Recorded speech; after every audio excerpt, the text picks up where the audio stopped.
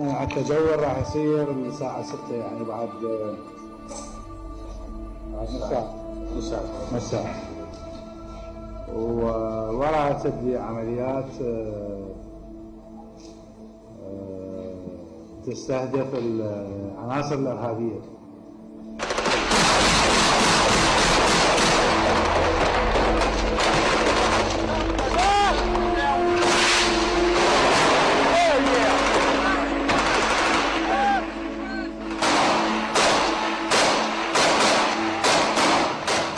Alawi, the interim Prime Minister of Iraq, has just unleashed 20,000 Iraqi and US troops on Fallujah.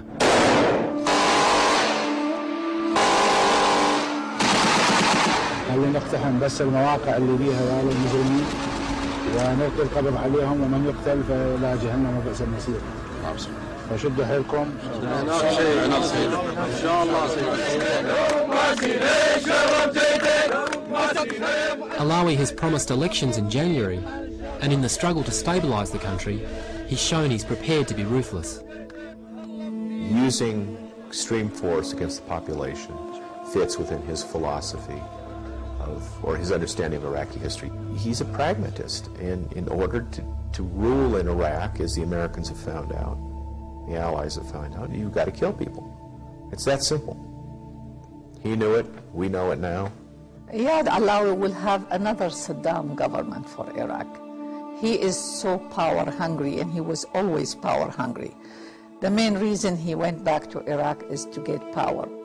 He's an unlikely political leader in a sense. I think he's made himself, at least from the American standpoint, the indispensable man.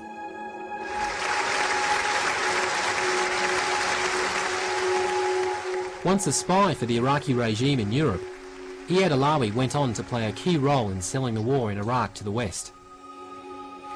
Although he's operated out of the public eye for most of his career, since his meteoric rise to power, disturbing rumours and allegations about his past have begun to surface. Tonight, Dateline tells the story of how Saddam's man in London became America's man in Baghdad. I remember him and most of the students who went through Baghdad Medical School between 1961 and 1971. They know Ayad Alawi very well. So we have to get her authorization and consent for repair as well. Dr. Haifa Azawi now runs this obstetrics and gynecology practice in Los Angeles. But in the 60s, she studied at Baghdad University with Alawi.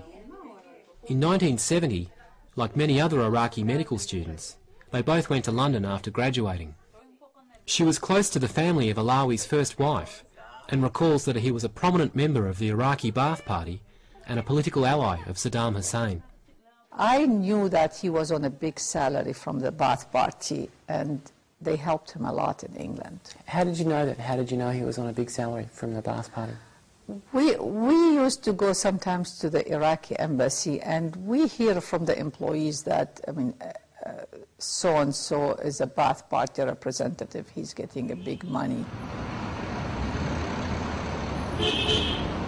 The foot soldiers of Saddam's regime in Baghdad also remember Alawi. Dateline tracked down a former Iraqi intelligence officer who was stationed in London in the mid-80s. Now back in Baghdad, Wissam Kazal remembers Alawi helping to spy on fellow students in Europe for the former Iraqi government. إنه البعثيين كانوا منتشرين كطلاب منتشرين في أغلب دول أوروبا. وهم مصادر هذولا. When Ayad Alawi went to London, was he also a good source of information for Iraqi intelligence? ما تقبل غلط. Yes. Must.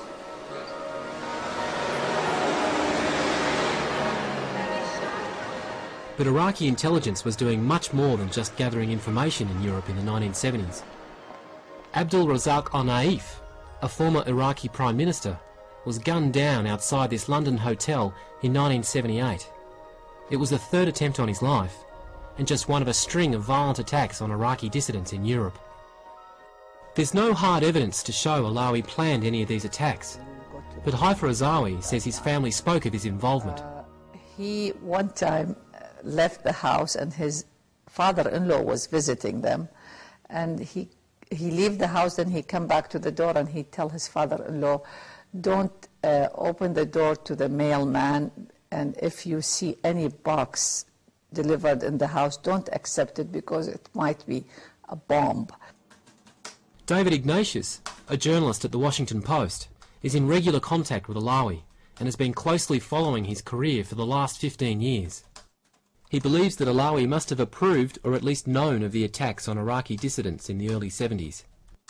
Even if he did not himself, kill people or, plot their assassination, he certainly was witting about some just monstrous acts. I don't see how you can get around that. I mean, if we think that Saddam Hussein was, a man who governed by torture and cruelty, someone who was as senior in the Ba'ath Party as Ayad Alawi was, doesn't have clean hands from that period. He was part of a machine that did monstrous things. Eventually, this machine turned on Alawi himself. Saddam Hussein began to suspect Alawi was working against him in London, and in 1978, Alawi was brutally attacked as he slept. He was attacked with a hatchet in bed with his wife, and his leg was nearly severed, his chest was cut open with a hatchet. His wife never recovered from the trauma of that. Certainly by then, he was well gone from the party. No one knows exactly when or why Alawi turned against Saddam. But when Wissam Khazal was sent to London in the mid-80s, he discovered Alawi was being cultivated by both MI6 and the CIA. هو علاقته بالMI6 قائمة لا محال يعني. His link, Alawi's link with the MI6 is a must. هذا ما يختلفون عليه اثنين. They are sure about it. I mean, him and his superior. أنا متأكد شلون هو قاعد قدامي هسه. أنا متأكد إنه أياد علاوي لديه اتصال بالMI6 والMI6 رتب أياد علاوي ترتيب وقدموا هدية إلى CIA. During the 80s, while Saddam was still in favour in the West, Alawi kept a low profile. But his moment came after the first Gulf War in 1991. With funding from the US, he set up an opposition group, the Iraqi National Accord. By the mid-90s, it had offices in Jordan and Kurdistan. He was trying to create this network. That's what his group, the Iraqi National Accord, was. It was a network of military officers, intelligence officers, Ba'ath Party members. Unfortunately, it was never as widespread or as strong as Alawi liked to claim. This was underscored by a disastrous coup attempt that Alawi launched from Amman in June 1996. Alawi had claimed that once the coup began, it would spark mass defections from the Iraqi military. That's one of the greatest myths there ever was. There's like 4 people involved in this network out of Amman. I've seen, the planning for this thing, this division and that division. There was no contact between Alawi and these division commanders. That's just the end of story, He had a whole list of all these divisions. He said he had intermediaries, he could get to these people, and they're all ready to move simultaneously on Baghdad. And they had a couple officers in the army. There was no 96 coup. Bob Bayer now lives high in the Rocky Mountains in Colorado. But in the mid-90s, he was sent into the mountains of northern Iraq by the CIA. He worked closely with Ayad Alawi and his arch-rival Ahmed Chalabi to try to overthrow Saddam Hussein. But according to Bayer, Alawi's plot was doomed from the start. Saddam hears about these things. He controlled this 96 thing from the beginning. And, Saddam said, round up the usual suspects and make it a warning to the other people, execute them in public or in front of their families usually. But, there was no, just get out of your mind. There's very few things I'm certain about. but there was no imminent coup against Saddam in '96. Whatever his strengths and weaknesses, he was not a successful coup plotter. You know, I mean, the Brits and then later the Americans kept hoping that he would be able to deliver, you know, a strike against Saddam that he was not able to deliver. That showed in part how good and tough Saddam's own intelligence services were, but it also showed that Alawi's network was weaker than perhaps he was telling people. While it failed at getting a coup off the ground, the Iraqi National Accord was more successful at running its own bombing campaign within Iraq. It apparently managed to blow up this theatre in Baghdad in 1995, one of a series of bombings of public buildings across Iraq in the mid-90s in which dozens of civilians were killed. A man known as Amne al-Qadami claimed responsibility for the attacks on behalf of the INA. Patrick Coburn, a journalist at the independent newspaper in London, obtained a recording of Qadami's confession in 1996. So, as I understand it, Qadami admits that he ran a bombing campaign on behalf of the Iraqi National Accord, the organisation that was run by Ayad Alawi. That's right? That's right, yeah. That's what he says that, and says that several times in this recording he made. And the INA at the time was funded by the United States?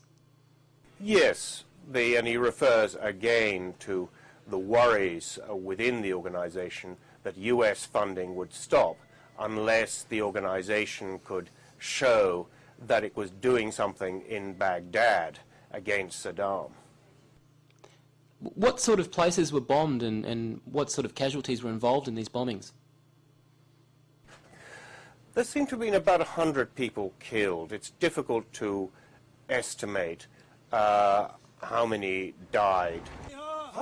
The Iraqi National Congress, led by Ahmed Chalabi, was the bitter rival of Alawi's group, the INA, and a competitor for US funds.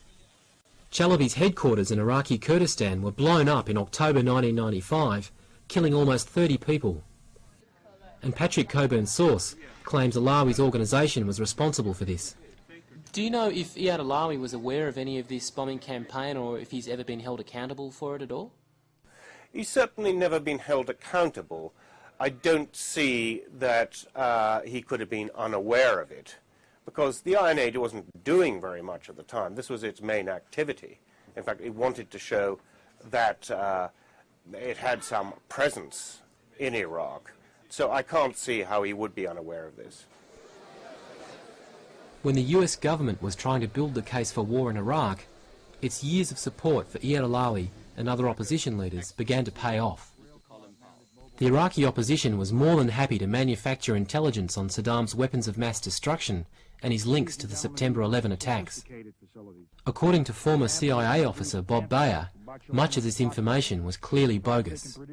10 Downing Street in the White House, the way it worked was essentially, we want to go to war. And they went to the opposition and said, give us talking points.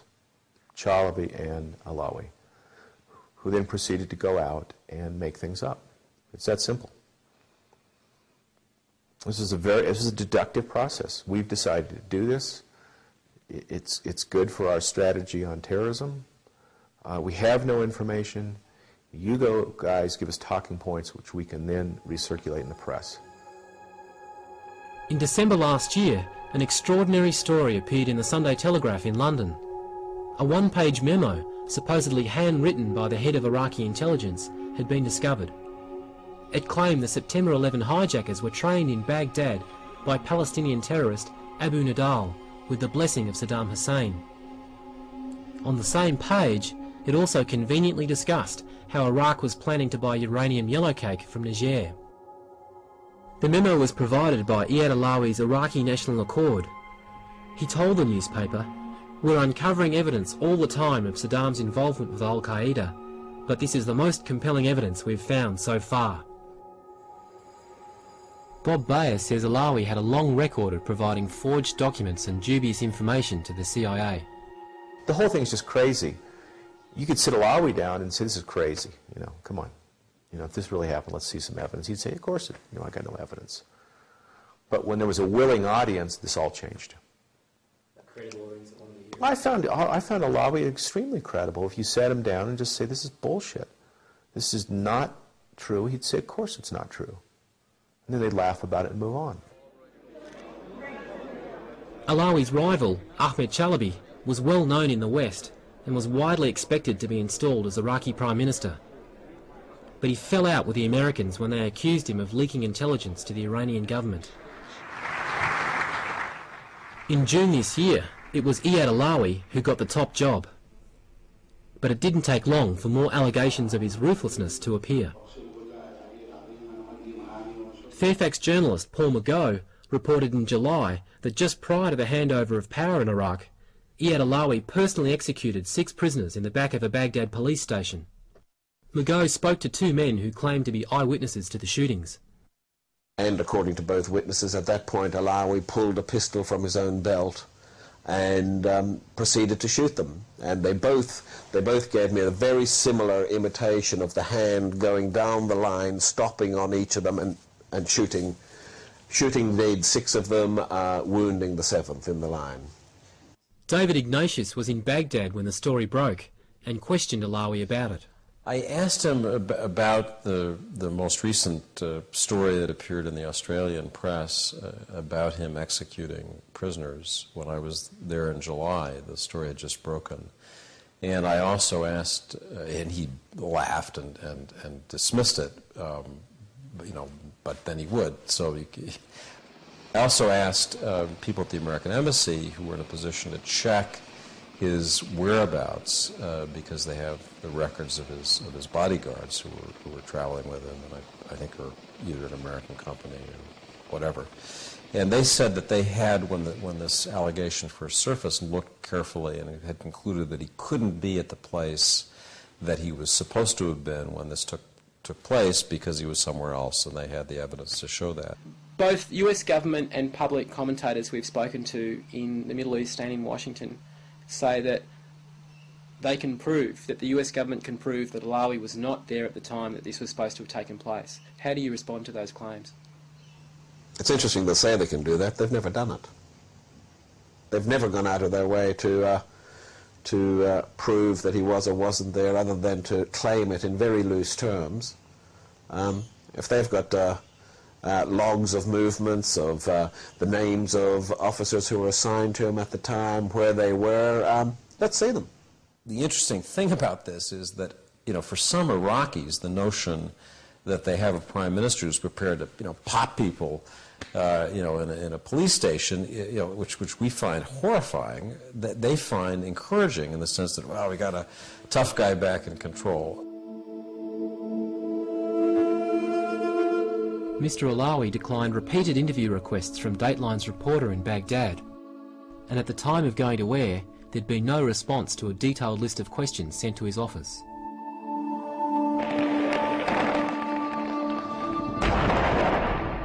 Alawi has certainly demonstrated his tough guy credentials in the attack on Fallujah, accepting the likelihood that civilians would be caught in the crossfire.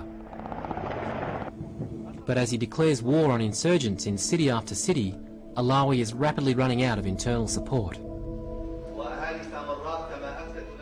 The Sunni Cleric Association held this press conference after troops were sent into Samarra. Yeah, John Martinez, SBS Australia. Do you blame the government of Alawi for the move into Samarra, or do you blame the American military directly? نحن في بياننا حملنا الحكومة العراقية مسؤولية ما يحدث في سامراء، واستندنا في هذه الخطوة على تصريحاتهم. هم يظهرون على الشاشة كل ساعة ساعتين يقولون نحن من أذنا للأمريكيين في هذه العملية الخطيرة. إذن هم شركاء للأمريكيين، ونحن نحمل الحكومة العراقية المسؤولية كاملة، ونعتقد أنها في الطريق الخاطئ. The Sunni clerics believe they offered Alawi a chance to work together, but they say that opportunity is now gone. ضيعها حينما بدأ بضرب النجف.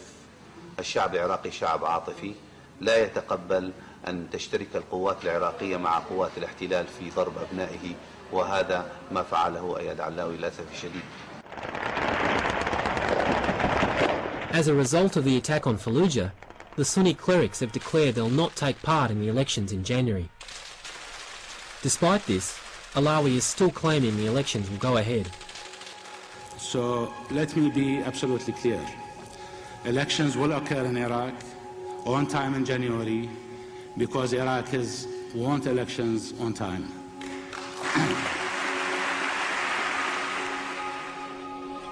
Bob Bayer's mission in Iraq for the CIA was to help overthrow Saddam and install a democratic government. He says Alawi has always been an old-school strongman with little interest in democracy. But not even he believes elections will go ahead in January. It's just total bullshit. It's just crap. It's, you know, holding elections in Iraq in January, it's just not going to happen. Credible elections. Alawi knows it, but, you know, what can he do? The administration in Washington says we're going to hold elections in January, and we're going to hold you in power. You know, he's got to go along, but he can't get into these cities. They never will be. Oh, yeah, you can get into them. You got to flatten them. You have to flatten all of them: Samarra, Fallujah, Najaf, Karbala, and disperse the population. But I mean, that's not exactly the way you impose democracy.